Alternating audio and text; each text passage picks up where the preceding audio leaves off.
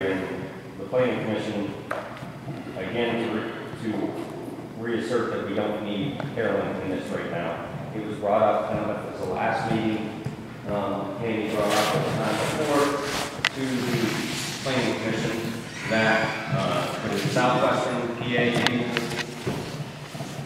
Sub Services, that she had been in contact with them, that they are more than willing to help, that they wish more people would contact. I know you weren't at that meeting. Wish more people would contact them for the zoning, and she's one of the ones that said that it violates federal law on 3 or 4 counts at least. So this let me stop you. Contradicts. It's questionable whether those sections of land use that Jody brought up can be enforced with this draft ordinance the way it's been characterized. It doesn't mean it's a violation of federal law, it just means that we could not enforce that particular condition in that particular section based on federal law that says, no, you gotta let them go anywhere. I mean, when you say violates federal law, okay, maybe that's the problem. In terms of punitive damages and civil rights violations and millions of dollars in fines and penalties. That's not the case. Okay, so how about I track that and say conflicts or contradicts federal law? Is that appropriate? Yeah, that's fair. My point was that they took it upon themselves then that it was not a one-sided thing, that they also made the motion to go ahead and proceed with that, not to wait for the proposed survey, and to contact them because that is free legal advice. That is, that they would assist them in that. Where which agency? Southwest PA Legal Services. Southwest Legal Services. But I mean, they're not municipal or zoning experts. Don't they just counsel the elderly with like wills and powers of attorney? I'm gonna turn it over to her. The lady I talked to, she actually told me that there's many zoning ordinances that are going against the federal law. And she said that she had no problem to look at ours, that to look at it and go through it and tell me what would be. Well, she's welcome. Yeah, I already sent it to her. Yeah. And she said that her team of lawyers would look at it because their act on the group homes, their act on. Okay. She also brought up to me about the nuisance law is violating or violates contradicting some of the things with domestic violence and things like that. And there's a lot of controversy in courts right now with the zoning, and that's what she said. She said, we have no problem going through it to look at it. She was very helpful. You know, she brought up the same points that I had found that Jody just brought up again tonight to me. Okay. I can see where those parts of the ordinance that deal with her specialty, yeah, she definitely would comment on that. They have a whole team of I question what they know about oil and gas, but I agree on the group home, on elderly, on things like that. Yeah, they would be good. Once they adopt the zoning ordinance, that falls under the comprehensive plan required by the MPC. Okay. The comprehensive plan can be amended at any point in time, correct? As well as the ordinances, so again, with the times changing. Yep. So if we do fall into some additional things down the line, there's not a time frame or anything like that. It can always be amended as needed. It's an evolving process.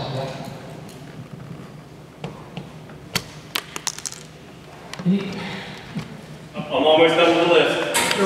Sorry, JJ. No, and I can't see behind me, so please, if anybody else has their hand up or input, take them first. I don't have a problem. I had notes I wanted to get through. So if there's anyone else back there, take them first. Nobody's hands up. Oh, yeah, we have a hand. My name is Bob Wright. I'm from Dry Ridge Road. And I guess the first part of this, I will address the Planning Commission. And I guess also the supervisors. I don't think there's very many people in here, and I'm not asking a show of hands up there, sir, that have very much confidence in Carolyn's working with this township. That's my interpretation of it. We've been told a lot of different things, and then it will change. We were told by the supervisors that they were going to send one copy of what JD says, that he was told, well, we sent copy one with revisions. We need to go back. I'm not saying starting over and inventing the wheel, but we got to drop in somewhere else. I do not think that if you've already used the money up for Carroll Chemical, putting any more money in that firm is not in the best interest of this township, whether you be on the planning commission, supervisors, or the public.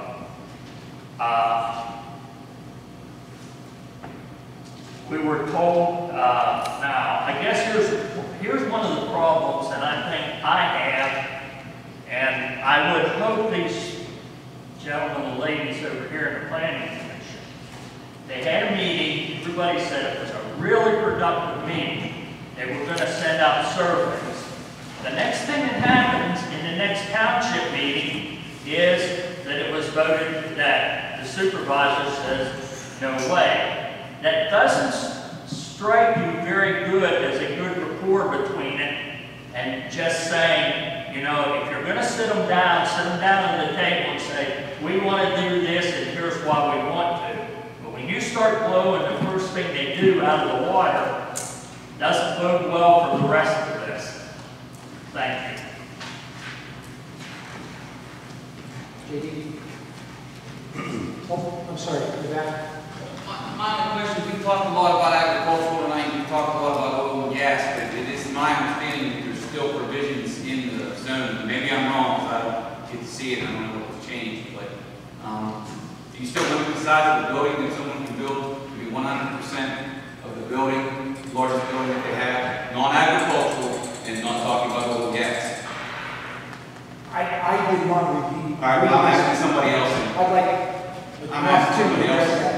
I don't know, is the subdivision on that level the same? I know, I saw parking provisions and service provisions in the subdivision. No, I'm not talking about subdivision. I know. I'm talking about building another building. I know, but I think subdivision and land development has some sections, at least I thumbed through on that. I don't know what this ordinance says about it. Okay, well, I think the we thing talked is, about we it. keep talking about the fact that we don't need to worry about, don't worry about your farm, man, everything's gonna be fine. We're over here, we're gonna start all of the evil oil and gas. Another thing that bothers me is, I am sick to death, every time somebody says they're gonna bring in a bookstore, the next thing somebody says is, we're a junkyard. Matthews Towing is a very respected institution in this community, that when people need something, they should walk out with their hand out, and that includes this township, to ask for things like the Three Rivers art, or the Three Rivers fireworks thing and all that kind of stuff. But then when you speak about it, like, oh my Lord, look at that, a junkyard. People have made, I don't want to say fortunes, people have made living, taking care of their families, and put kids through college and put food on the table by some of the things that people feel need to be restricted because somebody bought a lovely 2 acres with a $200,000 home sitting on it. Those were your words. So, my question still is, you keep talking about the agriculture, you keep talking about the oil and gas, but you also are eliminating people that are not inside that. JD, I'm going to talk about JD for a minute. JD has whatever, I don't know what JD's business would be classified. And I didn't mean it that way, JD. I'm just saying, I don't know what JD calls his business. But JD should not be limited in any way, shape, or form. By what kind, because he's right next to Route 40. According to your words, that's where prosperity comes from, is the main road and the infrastructure that we have. But he is already bound by laws as far as setbacks and things like that, that we don't need to worry about in zoning. But why is he decided to JD's buildings being restricted? Anything that exists is not restricted, it's a non-conforming use. If I had to ask you for permission, it's restricted. If I Pardon me? had to ask you, if I had to ask you if I'm allowed to build a building bigger than the biggest one I have, then it's restricted. You can call it non-conforming use. You can call it whatever you want. But he has to get a building permit. That's the current law of this township. Yes, but under the current law, this township, there's no size of what JD can build. No, but he has to go through inspections and uniform construction codes. I'm all for that. I'm a plumber. I'm all for Yeah, and building inspecting permits. people doing things the right way. But how is it the right way telling JD what size building he can build? I don't believe this zoning ordinance says that, but I double check. The size of the building? Yeah, at one time, it started out, we were allowed to build a building 50% as large as the largest building that we had. And then, it was awesome, you guys to decide we could build as big as the one we already had. That was fantastic, I appreciate that. Okay. But we keep glossing over the fact that you are restricting prosperity for the members of this township. And that just keeps getting glossed over because all we want to talk about. Okay, sir, you're making a real general statement. I think the specifics need to be developed as they go through. I mean, if we have a building for JD, we need to look at the map, the proposed map, see where it is, see how it will affect him, and let's apply. You said according to, if the law, if it goes through and it says that you're not allowed to put a compressor station on an agricultural thing based on what the Supreme Court decides, you said, we'll just change it to industrial. Just like that, with absolutely no idea. I said that. Yes, you said that earlier when... Sir, if the Supreme Court of Pennsylvania says you can't build it, we can't do anything about it. That's not what I'm saying. What I am saying is, however, if we're not zoned, then I don't have to worry about whether somebody's going to have to No, worry but about there's going to be an anti-drilling conservation group that will come in. They'll come in. They're looking for these kinds of situations. Tell Borstein, tell the Mount Pleasant, tell the Robinson Township people. Those weren't threats. I understand that, but also what I'm saying is, you guys... Listen, I don't want to debate the ethics. That's not what tonight's about. Tonight was a workshop to at least level the playing table, advise this board on what they have to do. I asked you a question, you want to level the playing field. I asked you a question. You're going to have an opportunity to present your position for them to consider and make recommendations. I don't want this to rise to the level of a debate or argument now, when I'm not prepared to talk about those things until I've had a chance to review them. I understand that, but you spent a long time talking about why we needed it when we started this meeting out because of gas and oil. Okay? So I feel that it's my right to at least say it's not just gas and oil, because we're not just restricting gas and oil, and we're not just saying whatever you're doing agriculturally you can continue to do, because you will be restricting members of this township. Your point's well taken, and I'm sure you heard. We'll consider that. Thank you, sir. What he's trying to say that you missed, since you haven't read it. I don't know what the current version said that went to county, but he is exactly right. The early version said that new building was limited to 50% of existing building. The last version I saw said they expanded to 100%. I don't know what's in that one. Do you know what section? No, I haven't read it for quite a while. It's not very well organized. With the last. I'm sorry? It's not very well organized. I can assure you the last version that I read, which was the option 1 and 2, did say, and the supervisors can attest to that then they expanded from 50% to 100%. What he's saying is you're still limiting, say not gas and oil, but say you have a resident or a community member with a business that wants to expand and you're going to limit it to, what if he doesn't have a building yet? What if he has a little 24 by 24 garage and he wants to put up a 100 by 200? You know what I mean? So that's what he's trying to say. That I think you're missing, and you haven't read it, then I'll look at it. Something you said, the second thing on my list was when you were addressing how it ended up in their hands, and that you, I think, agreed to disagree or argued the point that maybe our contention was that it wasn't formed properly or did not transfer power properly or whatever. And you said it was a precedent mark or you didn't disagree or whatever. When you read that, whatever that part of the law was, Yeah. it said in lieu of planning commission. In lieu of. In other words, if you don't have a planning commission, then forward a planning committee, not both. Not if you we already have a planning commission, so they should have been the ones from the get-go that was charged with the tax. There's no case on that, and that's why it would have had to go up to tell us what to do. But it did say that. Not, it said in lieu of, but that doesn't mean that a planning commission and a planning committee couldn't coexist. I mean, here's the argument. How can a planning commission and a planning department coexist? What's the difference? No, no, it said in lieu of a planning commission. If you don't have a planning commission, then the governing body can form a planning committee and take care of the task itself. We do have a planning commission, that's who should. We could argue with the cows come home, and that's why we have courts, but that's why we just said, listen, we're not gonna mess with It that. doesn't really Consent matter. order, we come back to planning commission. Zoning in the ordinance of Donegal Township is defined, it has to be done by the planning commission. That's all that matters. I'm sorry? The ordinance in Donegal Township says the planning commission is in charge of zoning. Well, 607 says that, and 201 says planning department. No, it doesn't say in our ordinance that they design the ordinance. We have to go to the MPC for authority on who does what. The Donegal Code says, Oh, okay, the ordinance on the planning commission. yes, Right, but look at 201 and look at 607. The governing body can designate who studies the development of a zoning ordinance. And the MPC would take precedent over any local pronouncement. So we have to go to the MPC for direction. And it says in doing a zoning ordinance, the governing body makes the decision on who does it. you still have the cave, And so. so we did the consent order and they appointed the planning commission. Yeah, that's what we want. Yeah, we weren't going to engage in skirmishes we didn't need to do. Trying to move it forward. I just want to make a couple comments about moving forward, like Betty said.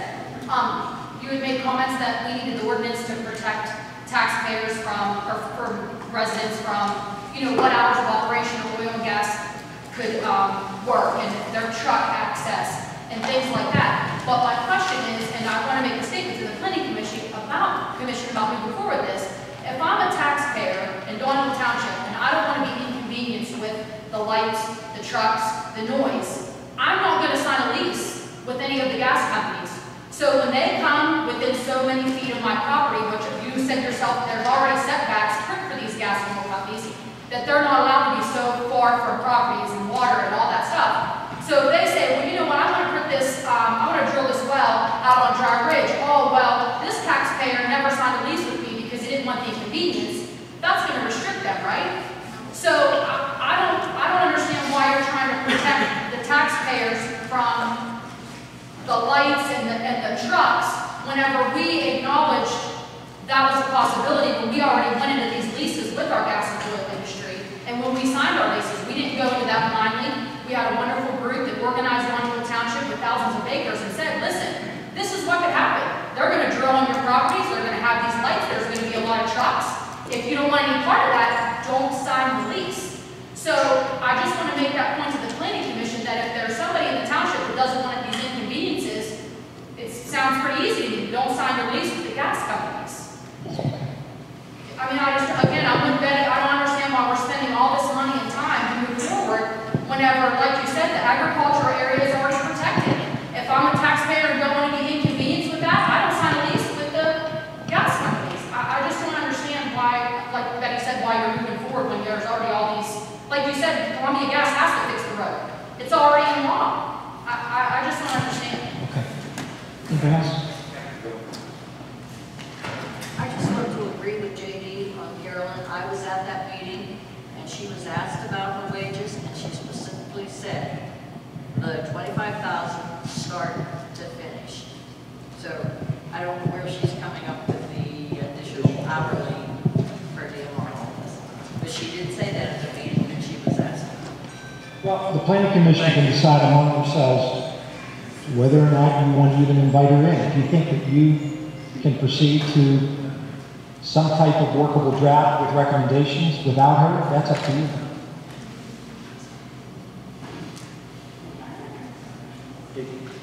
Anybody else? Oh, yeah, there's something back.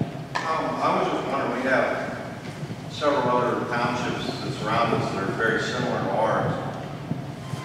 And I asked why we didn't go to them. They are, some of them have, West Point does not have zoning, but East Finley does. Why we didn't go to them? And they asked, most of theirs have been put in recently. They were put in for less than $5,000. Why didn't we go to a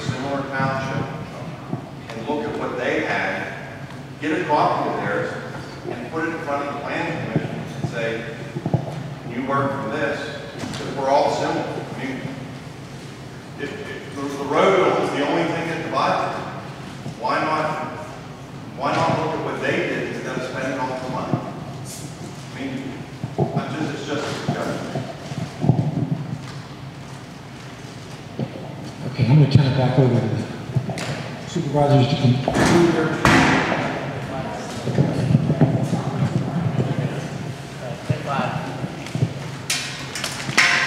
We're going to recess for 5 minutes and then we'll continue on the meeting.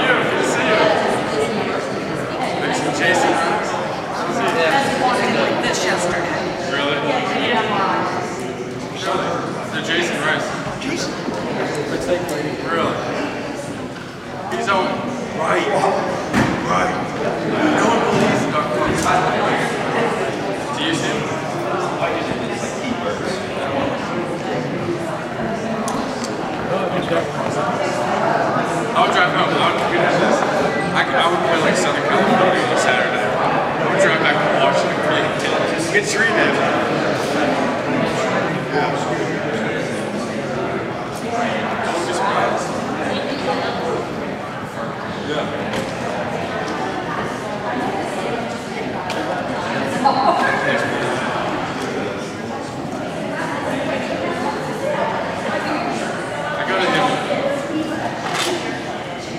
I go to him once every 3 weeks. You got to. He's the best. I was just impressed. And whatever he says, I do. He's expensive, but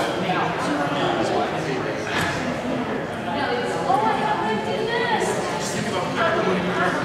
Walk around and live life without him. Leave your sugars on? I'll leave your sugars on, whatever he said. It's like, I'm good. Like, take that TBM. That's what like something happened to you. Who should I go? Calling the meeting back to order. Public comment on items on the agenda.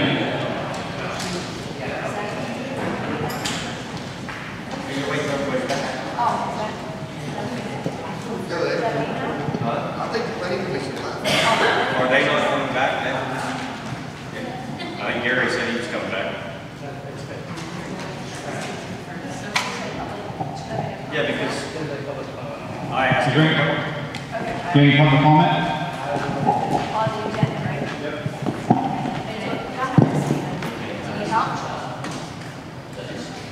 You want your microphone? No, I think they can hear me. I'll just, okay. I noticed that on the agenda, you're going to talk about the LSA funds. And my only question is, when we pull back up. There it is. I'm reading it right. You're going to allocate 2014 of $50,000. But back in 2013, in the minutes, the official minutes, it actually stated that, and I'm just going to read it. Doug R. Teagarden made a motion to allocate the township's 2014 LSA funds for Ely Road and Dry Ridge Waterline Project, $25,000 LSA, plus there was a $50,000 merge incentive, the $75,000 to be used for the project design, which will begin in the fall of 2014. NP Stout seconded the motion. Roll call vote. Motion passed 2-1. So I was just questioning, the LSA in the minutes stated that you only had 25. I understand. The reason I'm asking is in the official minutes, it stated that we only allocated 25, and now it's 50. And then also,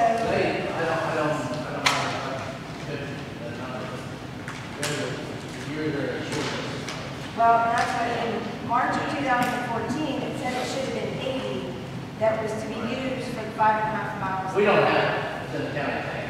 Okay, and I didn't know, because in 2000, then the one for 2015, in the minutes, it stated, it also had that Doug R. Teagarden made a motion to allocate the 2015 LSA and merger incentive fund of $50,000 towards the Ely Road Dry Ridge Water.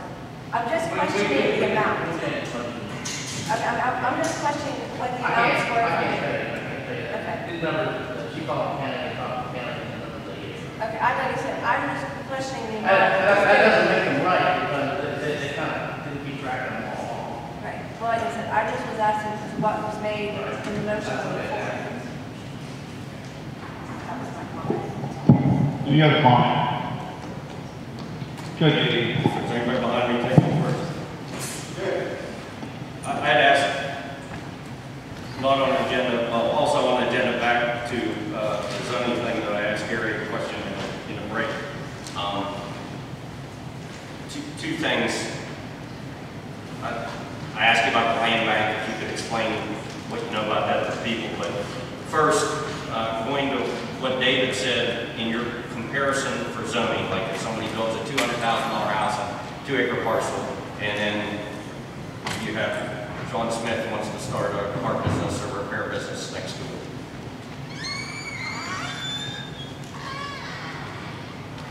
Social classification of status does not outweigh in